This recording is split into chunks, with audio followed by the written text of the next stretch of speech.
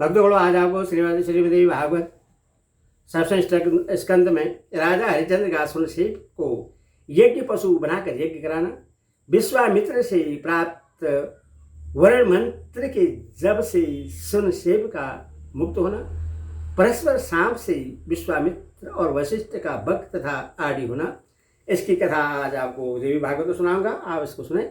इंद्र बोले, पूर्व काल में राजा ने वरुण देव से यह प्रतिज्ञा की थी कि मैं अपने प्रिय पुत्र को यज्ञ पशु बनाकर यज्ञ करूंगा। यह उन्होंने बड़ा साहस किया था। हे महावली, तुम्हारे वहां जाने पर रोग से दुखी तुम्हारे निर्दयी पिता तुम्हें यज्ञ पशु बनाकर योग में बांध कर मार डालेंगे।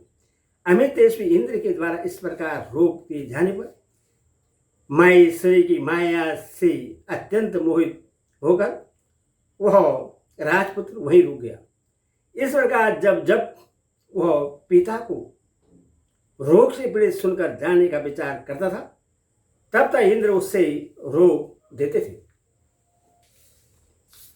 एक दिन राजा हरिश्चंद्र ने अत्यंत दुखी होकर एकांत में बैठे हुए सर्वज्ञ और कल्याणकारी गुरु वशिष्ठ के पास जाकर कहा। राजा बोले, हे भगवान, मैं क्या करूं? मैं अत्यंत भयभीत और कष्ट से पीड़ित हूं। इस महाव्याधि से पीड़ित मुझ दुखित चित्त की रक्षा कीजिए। वशिष्ठ जी बोले, हे राजा सुनिए, रोग नाश का एक प्रस्त उपाय है। धर्मशास्त्र में 13 प्रकार के पुत्र कहे गए हैं। इसीलिए किसी ब्राह्मण के उत्तम बालक को उसका मनोभिलक्षित धन देकर क्रय करके उससे ले आइए और उत्तम यज्ञ को संपन्न कीजिए। हे राजा, इस प्रकार यज्ञ करने से आपका रोग नष्ट हो जाएगा और वरुण देव भी हर्षित होकर प्रसन्नित हो जाएंगे। व्यास जी बोले, उनकी ऐसी बात सुनकर राजा ने मंत्री से कहा, हे महामती, सभी स्थानों में प्रयत्न पूर्वक पता लगाइए। यदि कोई लोभी पिता अपने पुत्र को देता है तो वह जितना धन मांगे उतना देकर उससे ले आइए। सब प्रकार की प्रयास करके यज्ञ के लिए ब्राह्मण बालक लाना ही चाहिए। मेरे कार्य में तुम्हें किसी भी प्रकार का बुद्धि से थिल्य नहीं करना चाहिए। तुम्हें प्रत्येक ब्राह्मण से प्रार्थना करनी चाहिए कि धन देकर राजा को पुत्र दे दीजिए। उससे यज्ञ के लिए यज्ञ पशु बनाना है। उन राजा से यह आदेश प्राप्त कर मंत्री ने यज्ञ कार्य के लिए राज्य के प्रत्येक गांव तथा घर में पता लगाया। इस प्रकार राज्य में पता लगाते हुए उससे अजिगर्त नामक एक दुखी और निर्धन ब्राह्मण मिला, जिसके 3 पुत्र थे। उस ब्राह्मण ने जितना धन मांगा उतना देकर वह मंत्री श्रेष्ठ उसके मझले पुत्र सुनसेप को ले आए।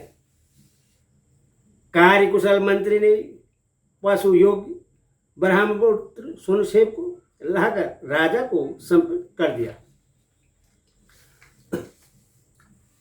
इससे अत्यंत प्रसन्न होकर राजा ने वेदज्ञ ब्राह्मण को बुलाकर यज्ञ के लिए सामग्री एकत्रित करवाई। यज्ञ के प्रारंभ होने पर महामुनि विश्वामित्र ने वहां सुनसेप को बधा देकर राजा को मना करते हुए कहा, हे राजन, ऐसा साहस न कीजिए, इस ब्राह्मण बालक को छोड़ दीजिए। हे आयुष्मान, मैं प्रार्थना करता हूं, इससे आपको सुख की प्राप्ति होगी। यह सुनसेप कर्दन कर रहा है अथवा करुणा मुझे बहुत व्यथित कर रही है। हे राजेंद्र, मेरी बात मानिए। हे नृप, दयावान बनिए। पूर्व काल में स्वर्ग के इच्छुक पवित्रवर्ती तथा दयापरायण जो क्षेत्रीय गण थे, वे दूसरों के शरीर की रक्षा के लिए अपने प्राण दे देते थे और आप अपने शरीर की रक्षा के लिए बलपूर्वक ब्राह्मण पुत्र का वध कर रहे हैं। हे राजेंद्र, पाप मत कीजिए और इस बालक पर दयावान होइए। हे राजन, अपने देह के प्रति सभी को एक जैसी प्रीति होती है। यह बात आप स्वयं जानते हैं। यदि आप मेरी बात को प्रमाण मानते हैं तो इस बालक को छोड़ दीजिए। व्यास जी बोले, दुख से अत्यंत पीड़ित राजा ने मुनि की बात का अनादर करके उस बालक को नहीं छोड़ा। इससे वे तपस्वी मुनि उनके ऊपर अत्यंत क्रुद्ध हो गए। वेद वेदाओं में श्रेष्ठ उन दयालु विश्वामित्र ने सुनशेप को पांचधारी वरुणदेव के मंत्र का उपदेश दिया। अपने वध के भय से व्याकुल सुनशेप भी वरुणदेव का स्मरण करते हुए उच्च स्वर से बार बार मंत्र का जप करने लगा। जल तरु के अधिपति करुणा सिंधु वरुणदेव ने वहां का स्तुति करते हुए उस ब्राह्मण पुत्र सुनशेप को छुड़ा दिया और राजा को रोग मुक्त करके उन्हें वरुणदेव अपने लोक में वही वरुणदेव अपने लोक को चले गए। विश्वामित्र ने उस बालक को मृत्यु से मुक्ति प्रदान कर दी। राजा ने महात्मा विश्वामित्र की बात नहीं मानी अथवा वे गादी पुत्र विश्वामित्र मन ही मन राजा के ऊपर बहुत क्रुद्ध हुए। एक समय राजा घोड़े पर सवार होकर वन में गए। वे सुअर को मारने की इच्छा से ठीक दोपहर के समय कौशिकी नदी के तट पर पहुंचे।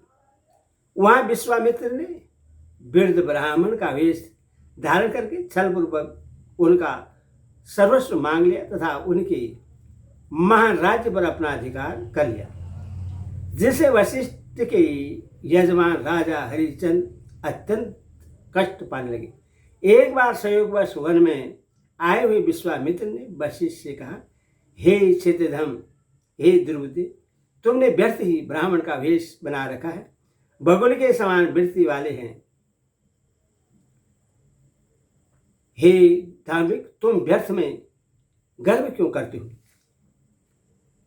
हे जालिम, तुमने मेरे यजमान निर्वश्रेष्ठ हरिश्चंद्र को बिना अपराध के महान कष्ट में क्यों डाल दिया? तब बगुले के समान ध्यान परायण हो अथवा तुम बक बगुला हो जाओ। वशिष्ठ के द्वारा इस प्रकार सांप प्राप्त विश्वामित्र ने उनसे कहा, हे आयुष्मान, जब तक मैं बग रहूंगा तब तक तुम भी आणी पक्षी बनकर रहोगे। ब्याज बोले इस प्रकार क्रोध से व्याकुल उन दोनों ने एक दूसरे को श्राप दिया और एक सरोवर के सभी वे दोनों मुनि आदि और बग के रूप में अंडों से उत्पन्न हुए। दिव्यमान सरोवर के तट पर एक वृक्ष पर घोंसला बनाकर बग रूपधारी विश्वामित्र और एक दूसरे वृक्ष पर उत्तम घोंसला बनाकर आदि रूपधारी वशिष्ठ परस्पर द्वेषपरायण होकर रहने लगे। वे दोनों कोपाविष्ट होकर प्रतिदिन घोर कर्दन करते हुए सभी लोगों के लिए दुखदायी युद्ध करते थे। वे दोनों चोंच और पंखों के प्रहार तथा नखों के आघात से परस्पर चोट पहुंचाते थे। रक्त से लथपथ हुए दोनों खिले हुए कि सुख के फूल जैसे प्रतीत होते थे। हे महाराज, इस प्रकार पक्षी रूपधारी दोनों मुनि सांप रूपी पास में जकड़े हुए वहां बहुत वर्षों तक पड़े रहे। राजा बोले, हे विप्रेषे, वे दोनों मुनिश्रेष्ठ वशिष्ठ और विश्वामित्र सांप से किस प्रकार मुक्त हुए, यह मुझे बताइए, मुझे बड़ा कौतूहल है। व्यास जी बोले, लोक पिता ब्रह्मा जी उन दोनों को युद्ध करते देखकर समस्त दयाप्राण देवताओं के साथ वहां आए। सृष्टिकर्ता ब्रह्मा जी ने उन दोनों को समझाकर युद्ध से विरत करके परस्पर दिए गए सांप से भी मुक्त कर दिया। इसके बाद सभी देवगण अपने अपने लोकों को चले गए। कमल योनि प्रतापी ब्रह्मा जी शीघ्र हंस पर आरूढ़ होकर सत्यलोक को चले गए और प्रजापति के उपदेश से परस्पर स्नेह करके विश्वामित्र तथा वशिष्ठ जी भी अपने अपने आश्रमों को शीघ्र चले गए। हे राजन, इस प्रकार मैत्रावरणी वशिष्ठ ने भी अकारण ही विश्वामित्र के साथ परस्पर दुप्रद युद्ध किया था। इस संसार में मनुष्य देवता दैत्य कौन ऐसा है जो अहंकार पर विजय प्राप्त कर सदा सुखी रह सके? अतः हे राजन, चित्त की शुद्धि महापुरुषों के लिए भी दुर्लभ है। उसे प्रयत्नपूर्वक शुद्ध करना चाहिए। उसके बिना तीर्थ यात्रा, दान, तपस्या, सत्य आदि जो कुछ भी धर्म साधन है वह सब निरर्थक है। सबके देहों में तथा प्राणियों के धर्म कर्म में सात्विकी, राजा राजसी और तामसी, यह 3 प्रकार की श्रद्धा कही गई है। इनमें ये युक्त फल देने वाली सात्विकी श्रद्धा जगत में सदा दुर्लभ होती है। विधि विधान से युक्त राजा राजसी तथा उसका आधा फल देने वाली कही गई है। हे राजन, काम क्रोध के वशीभूत पुरुषों की श्रद्धा तामसी होते हैं। हे निर्विशेष, वह फल विहीन होते हैं और कीर्ति करने वाली भी नहीं होती।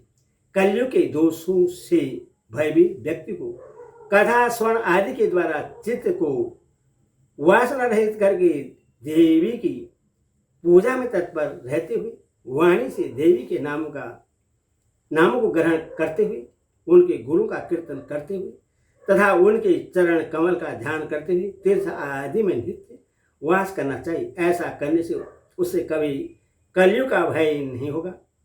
इससे पापी प्राणी भी अनायास के संसार से मुक्त हो जाए।